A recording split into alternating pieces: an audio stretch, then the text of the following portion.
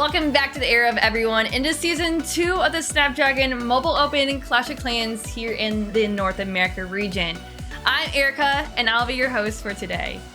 As y'all know, the big difference between season 1 and season 2's competition is that Town Hall 15 dropped, which sent a lot of our teams into farming mode in order to obtain that competitive advantage. New additions to the game include the Electro Titan troop, the new Monolith defense, the Spell Tower, which was kind of a game changer for our base builders, the Recall spell, and my favorite, the pets. These new troops and buildings are already shifting the meta into such a surprising and creative way, all of which we'll take a closer look at in our next segment.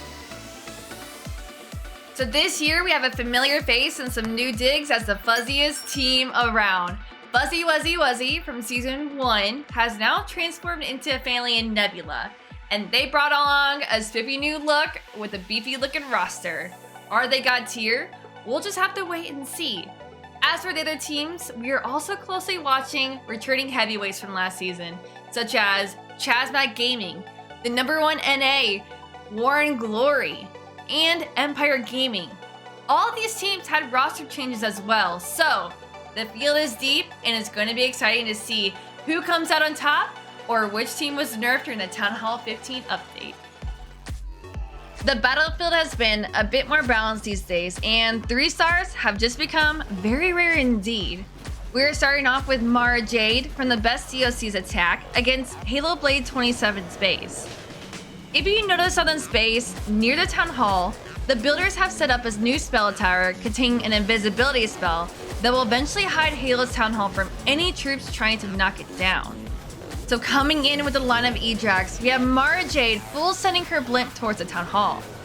With the spell tower being activated, an invisibility spell is now dropped, forcing Mara Jade to react quickly and invest a rage and a free spell in order to take down the Town Hall. By obtaining this star, Mara Jade's heroes and the rest of the E-Drax are now forced to clear the rest of the base, but she has quite a bit of spells still left in her arsenal.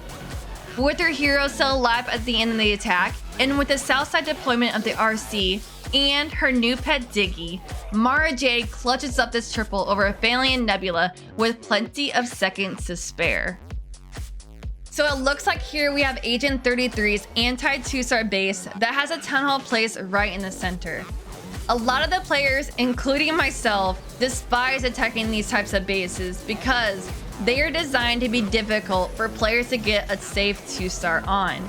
So when players are trying to figure out different troop compositions based on the new Town Hall update, a lot of the players have been using the cloned Super Archer blimps because of the incredible value they can get on these types of bases. These types of bases typically have most of their high value defenses in the core near the Town Hall. However, a lot of the players are taking a risk by being baited by the perfectly placed traps and bombs. So when you have the Super Archers combined with the double clone, the rage, and the invisibility spells, it allows them to take out the core and clear out a large chunk of the base as seen here by Oscar Gonzalez. After all of the major defenses are taken out, it's a walk in the park for the rest of Oscar's troops in securing the triple.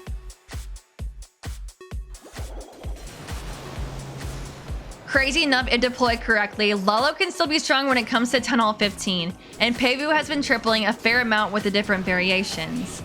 In this attack, we have Peivu attacking with a Zap Lalo, zapping out the Bolty Inferno, the Sweeper, the Rage Spell Tower, and also causing damage to the RC. It allows Peivu to set up his funneling for his heroes. So starting off with a super wall break into the northwest compartment, it gives his king, alongside with the RC, access for an easy clean castle pull, as well as being able to take out some of the splash defenses that could potentially cause a lot of issues down the road. As the RC and the king are working in that area, Peivu's queen on the top side has been making her way towards the Town Hall. With the unicorn giving her that extra boost in health, that queen is able to secure the Town Hall, and it gives us the green light to start the Lalo.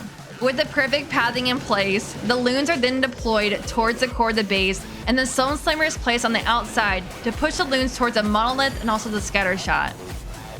With an early Warden Tome, we are able to keep our headhunters alive as they take on the enemy queen, and the rest of our loons plow through the rest of the base. As we sprinkle a couple more loons to take out the outside defenses, Peivu is then able to secure the triple with his cleanup troops.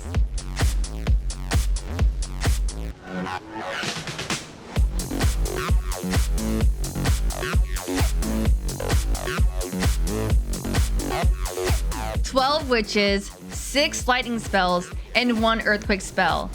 No, we haven't been sent back to the Town Hall 12 days, but instead the use of Zap Mass Witches is back for Town Hall 15. And Loster from Alpha MX Esports has decided to take full advantage of this OP broken attack strategy. Zapping out the back end monolith and also the poison spell tower, we are now working on the funneling portion of this attack.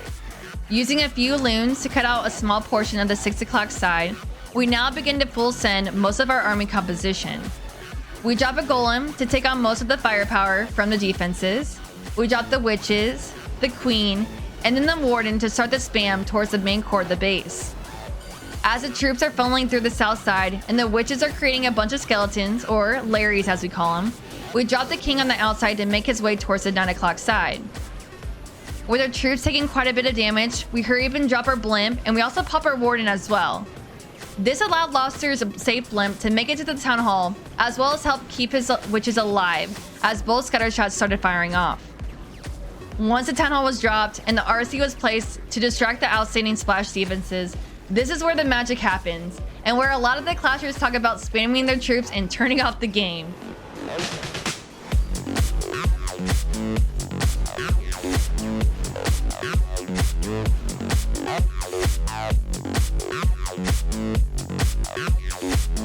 As most of the clashers are still trying to decide which attack strategy they like using the best, we do still have some clashers sticking with the troop compositions that they're used to or familiar with, like Jesus from Empire Gaming. Here we have Jesus coming in with a Blizz Lalo strategy on Van's base. Dropping an early hound to pull any sort of traps, we send our blimp towards the town hall. As our super wizards are raged up and made invisible, the chain value for the wizards take out the town hall as well as the poison spell towers. Once the town hall has been secured, we drop the queen at the 3 o'clock to begin her walk towards 6 o'clock. As the queen makes her way towards 6 o'clock and the king was dropped to help funnel the queen back into the core of the base, we automatically drop our RC to begin carving out the south side compartment. As the funnel begins to form, Jesus then drops a line of loons to begin the Lalo.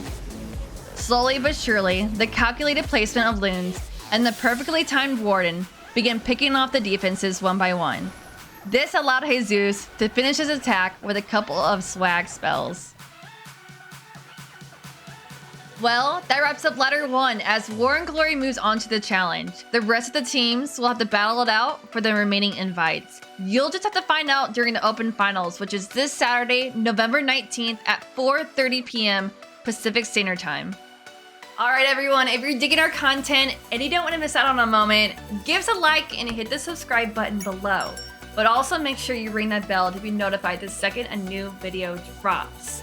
Remember, this is the era of everyone, so if you and your friends think you have what it takes to rise to the top of the ladder, click the link in the description to sign up today. Let's see some fierce competition, and let's see some upsets too. Thank you guys so much for watching, and we'll see you on the next one.